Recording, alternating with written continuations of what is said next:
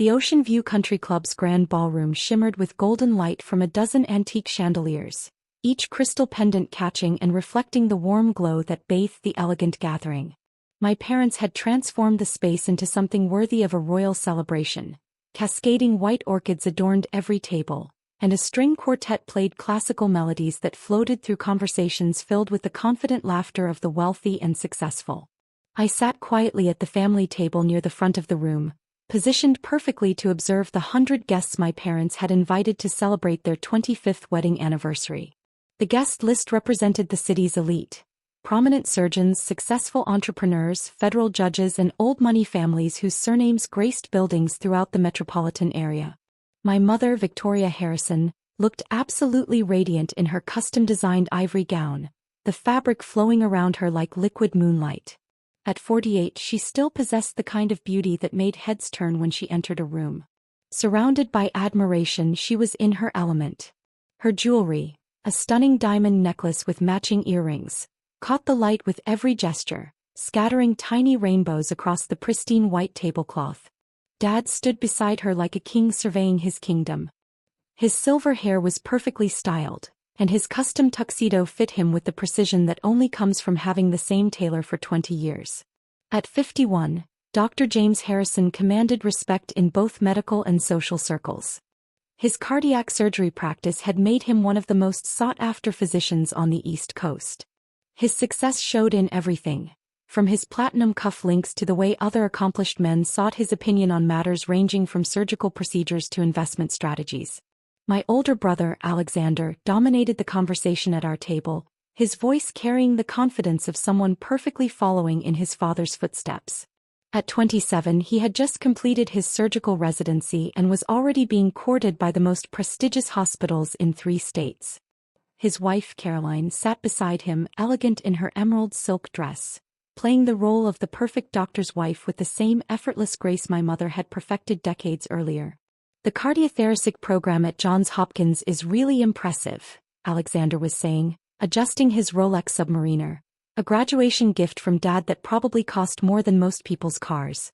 "They're offering me a fellowship that would put me on track to join Dad's practice within 5 years. It's exactly the kind of legacy our family has always been about." Caroline nodded enthusiastically, her diamond tennis bracelet sparkling as she gestured. "It's so important to maintain family traditions of excellence. The Harrison name means something in this community, and Alexander is going to continue that legacy of medical achievement." I continued eating my perfectly prepared lobster thermidor, letting their familiar conversation about legacy and success wash over me like background music. They had no idea that the simple navy dress I was wearing had been designed by the same fashion house that dressed tech CEOs and venture capital partners, or that the understated pearl bracelet on my wrist was worth more than Alexander's monthly salary. "Speaking of legacy and achievement," Dad said, raising his crystal glass of 25-year-old Macallan, "I think this anniversary celebration is the perfect time to reflect on what we've built together, not just Victoria and I but our entire family." The surrounding tables quieted slightly, drawn by Dad's authoritative voice and the expectation that his speeches were always worth hearing. Other guests turned their chairs to better observe our family table, probably anticipating another inspiring story about medical excellence and community service. 25 years ago," Dad continued, his voice carrying the practiced cadence of a man accustomed to addressing conferences and charity galas, "Victoria and I made a commitment, not just to each other but to building something meaningful. We wanted to create a family that would contribute to society, that would uphold the highest standards of professional and personal excellence." Mom beamed at him, her eyes glistening with tears of joy as she listened to the man she'd loved for more than half her life. Looking toward Alexander, Dad went on, pride evident in every word. "I see that commitment fulfilled. He's following the path we've laid out, building on the foundation we created, and he's going to take the Harrison medical legacy to even greater heights." Alexander straightened in his chair, basking in the public acknowledgement of his success. Caroline squeezed his hand, her expression radiating the satisfaction that comes from being married to the family's golden child. Then Dad's gaze found me. I felt the familiar weight of his disappointment settle across the table like a heavy blanket. "And then," he said, his tone shifting subtly, "there's Emma." The air changed, softly at first, then all at once. Emma, who at 25 is still finding herself. Still living in that tiny apartment downtown. Still working on her little computer projects. Still refusing to pursue any of the meaningful career paths we've suggested. The words hung in the air like expensive perfume. Overwhelming, suffocating, impossible to ignore. I could feel the attention of nearby tables. Guests were probably wondering why a celebration of marital success had taken such a sharp turn toward family disappointment. I love my daughter, Dad continued, his voice carrying easily across the ballroom with the authority that made him one of the city's most respected physicians. But I have to be honest about what I see. Emma will never amount to anything meaningful. Look at her, 25 years old, no advanced degree, no professional credentials, no clear direction in life. Mom nodded sadly, playing her role as the concerned mother to perfection. We've tried to guide her toward medicine, toward law, toward any profession that would use her intelligence in a meaningful way. But she insists on pursuing these computer hobbies that will never provide real stability or social contribution. 100 pairs of eyes were on me, some sympathetic, others curious, a few grateful that their own family embarrassments weren't being aired so publicly. Alexander leaned forward, clearly feeling the need to reinforce Dad's verdict. The technology sector is so unstable, he said with the confidence of someone who had never once questioned his own path. It's not like medicine, where there's real job security and genuine social value. Emma's always been smart, but intelligence without direction is just wasted potential. Caroline nodded eagerly, enjoying her place on the winning side of the family dynamic. Exactly. I mean, we all support creativity and entrepreneurship, but at some point you have to face reality about what actually constitutes a meaningful career, Caroline was saying when Dad raised his glass higher, commanding even more attention from the surrounding tables. So tonight, he declared, his voice deep and measured, as we celebrate 25 years of building something real and lasting, I want to acknowledge that not every family story is a complete success. Sometimes, despite our best efforts, despite every opportunity we've provided, some people just won't live up to their potential. The silence that followed was absolute. I could hear the delicate notes of the string quartet, the soft clinking of crystal glasses, and even the distant sound of waves crashing against the shore beyond the ballroom windows. That's when my phone rang. The sharp sound sliced through the stillness like a lightning bolt. My cheeks burned as every head in the room turned toward me. I reached for my phone, ready to silence it, until I saw the name on the screen. Sarah Chin, senior editor, Forbes magazine. I'm so sorry, I whispered, starting to rise. I'll just step outside to take this. No, Dad interrupted, his voice carrying a note of amused disdain that carried easily across the ballroom. By all means, take your call. Let's all see what's so important that it can't wait until after your parents' anniversary celebration. The challenge in his tone was unmistakable. I could see it in his eyes. This was another test, another opportunity for him to prove his point about my lack of professionalism and social awareness. I looked at my phone.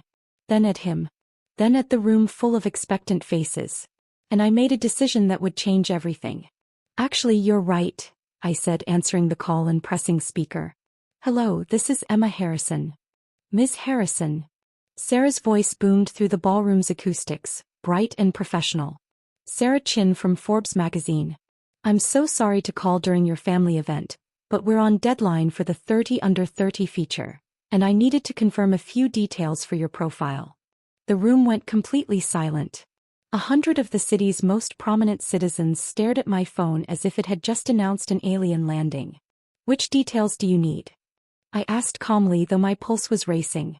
Well, first, Sarah continued, we want to make sure we have the correct valuation for quantum solutions. Our research team shows $89 million for your artificial intelligence platform, but we'd like to confirm that's accurate for the Forbes 30 under 30 technology list. I watched Dad's face drain of color as the words sank in. Mom's champagne glass froze halfway to her lips. Alexander's mouth hung open mid-chew. That's correct, I replied evenly.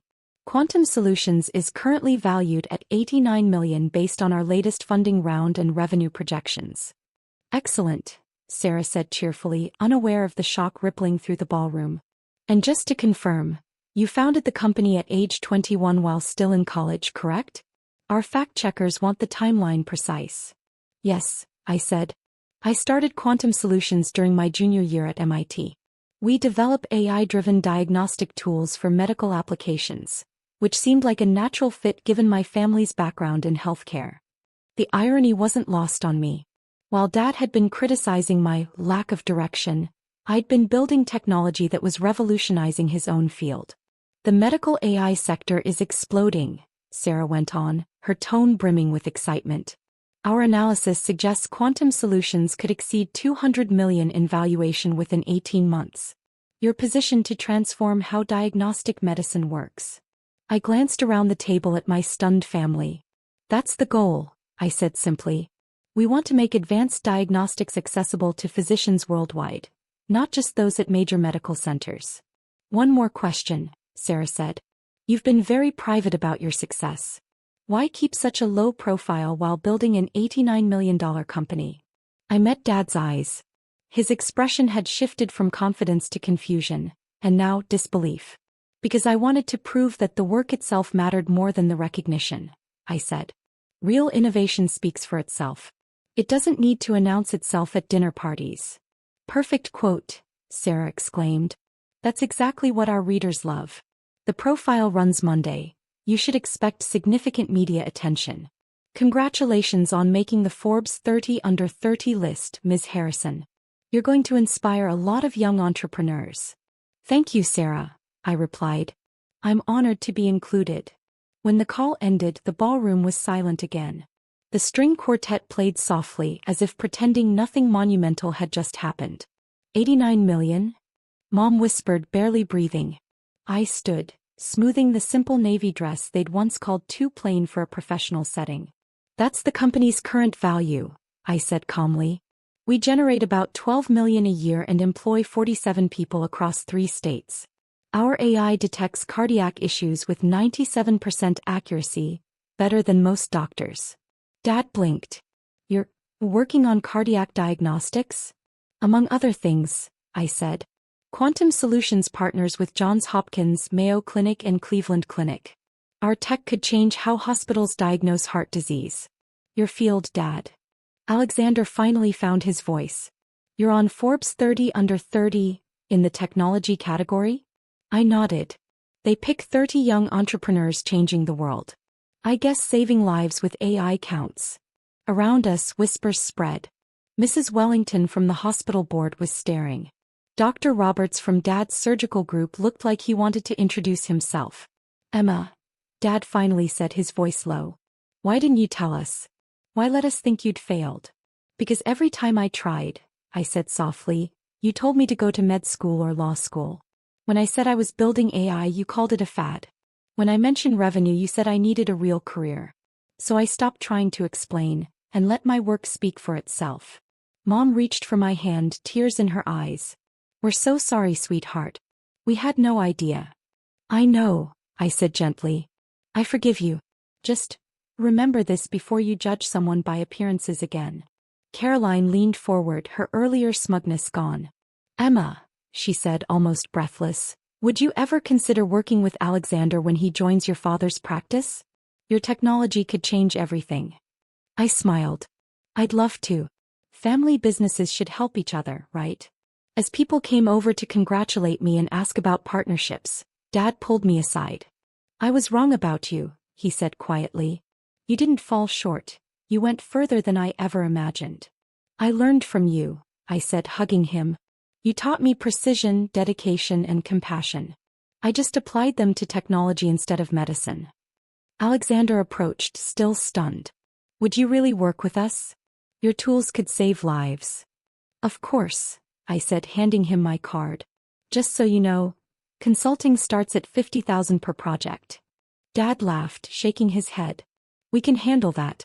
After all, we're talking to an $89 million company.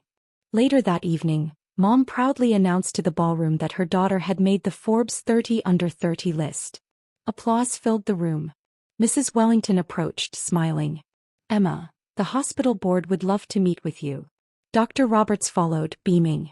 Your work is groundbreaking, Miss Harrison. But the best moment came when the music stopped and Dad stood once more. Ladies and gentlemen, he said, his voice steady. I need to correct something I said earlier tonight. The room went quiet. I said my daughter would never do anything meaningful, he continued. I was wrong. She's extraordinary. While I've saved lives one at a time, she's building technology that will save thousands. He lifted his glass toward me. To Emma Harrison, Forbes 30 under 30 honoree, and the daughter who taught me that success comes in many forms. The applause was thunderous. And in that moment I realized that victory isn't about proving people wrong. It's about showing them what love, patience, and belief can build. The next morning, 3 major hospitals called to partner with Quantum Solutions. Dad helped me set up the meetings,